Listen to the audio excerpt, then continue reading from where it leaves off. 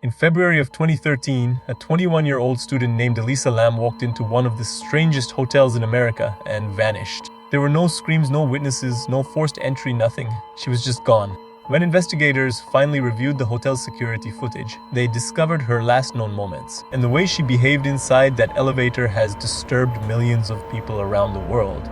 Because it didn't look like she was hiding from someone. It looked like she was hiding from something no one else could see.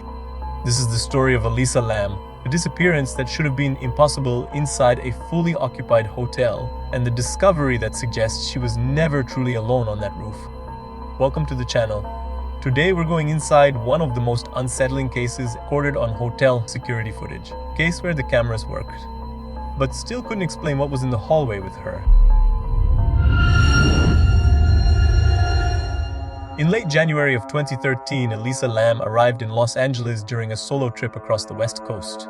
She wasn't reckless, she wasn't impulsive, she was actually very structured. She documented everything. She called home daily, she checked in with friends online.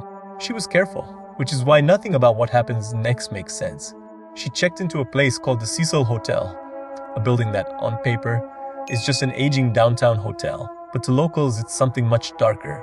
Even the staff quietly admitted it had a bad history. Guests die there, people jump from the windows. Serial killers once used it like a temporary hideout. Most travelers who stay there don't know any of this when they book their room. But Elisa, she walked straight into it.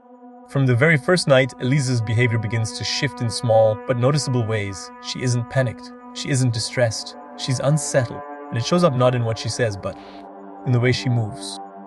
Staff later said she would come downstairs, sit alone in the lobby, and just watch the hallway. Not the people, the hallway itself. Like she was waiting for something to appear. She starts switching floors. Not rooms, floors. As if the problem wasn't where she slept, but who or what was sharing the space with her.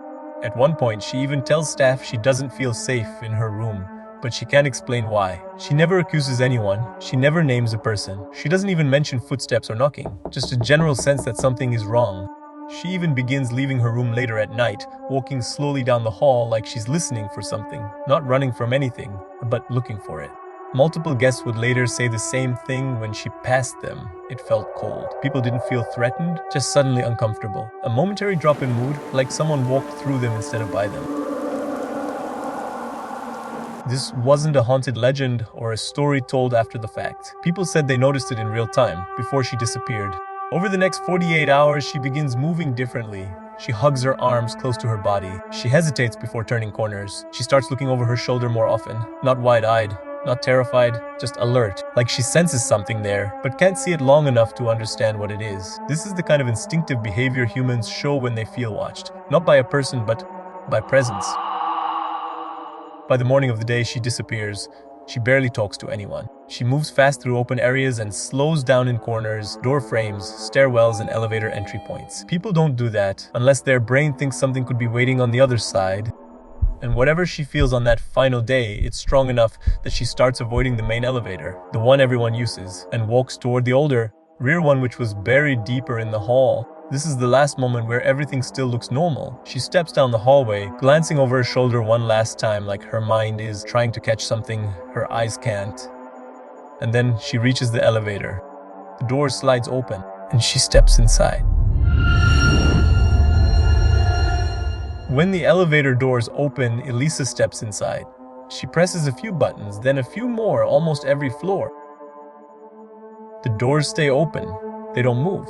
The elevator just hums, quietly, like it's waiting. She leans forward, peeks out into the hallway, then quickly ducks back in, pressing herself flat against the wall. Her breathing changes. You can see it in her shoulders. She edges toward the control panel, hits the door close button again and again. But the doors refuse to shut. Then slowly she steps out.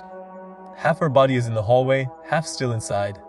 Her hands begin to move in the air, like she's feeling for something invisible. To anyone who's seen the footage, this is the moment that freezes you. Because she's not acting drunk, she's not panicking, she's communicating. Her fingers trace slow shapes in the air, almost gentle, almost deliberate, like she's answering something you can't see. She steps back in, presses herself into the corner, and again nothing. The elevator refuses to move. It's as if the building itself is holding its breath. After nearly a full minute, She walks back out, turns left, then right, like she's following something down the hall, and disappears from view. And the doors finally close behind her. The next morning, hotel guests start complaining about water pressure. The showers barely work. Some say the water coming out looks different. The staff goes to check the rooftop tanks, and when they open one of them, they find her. The official explanation never matched the footage. To reach that tank, she would have had to disable a locked door, climb a ladder, lift a heavy metal lid, and somehow get inside alone. But even then, there were no alarms, no footprints, and the lid was somehow closed. For years, people have tried to decode what she was doing in that elevator. Every motion, every glance. Some say mental breakdown, some say she was playing a game, but others point to the building itself. The Cecil has been home to suicides, murders, and even serial killers. People call it cursed. And in the video, Elisa doesn't look scared of the hotel. She looks like she's answering it. Maybe she walked into that elevator alone. But something the camera couldn't see, walked out with her. After they found her, something strange happened. The story should have ended right there, but it didn't. The elevator video leaked online, and within hours millions of people were watching it, frame by frame, over and over. Because there's something about that footage that gets under your skin. The way she moves and the way the doors act like they're alive.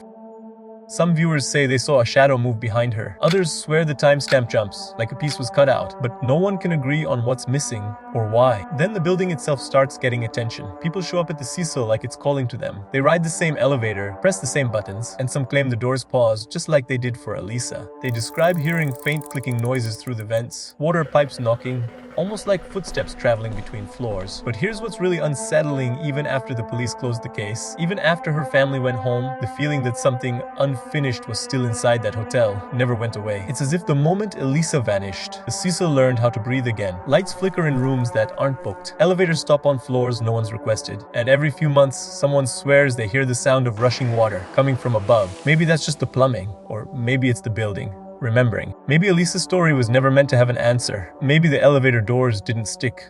Maybe they were waiting. Every time someone presses play on that footage, they end up staring into that same narrow space, between open and closed, between here and gone. The Cecil Hotel doesn't whisper, it listens. It waits for someone curious enough to look a little too long. And if you ever find yourself in Los Angeles, standing in front of that elevator, don't test it. Don't press the same buttons. Just walk away. Because the last thing Elisa Lam ever saw might still be standing there.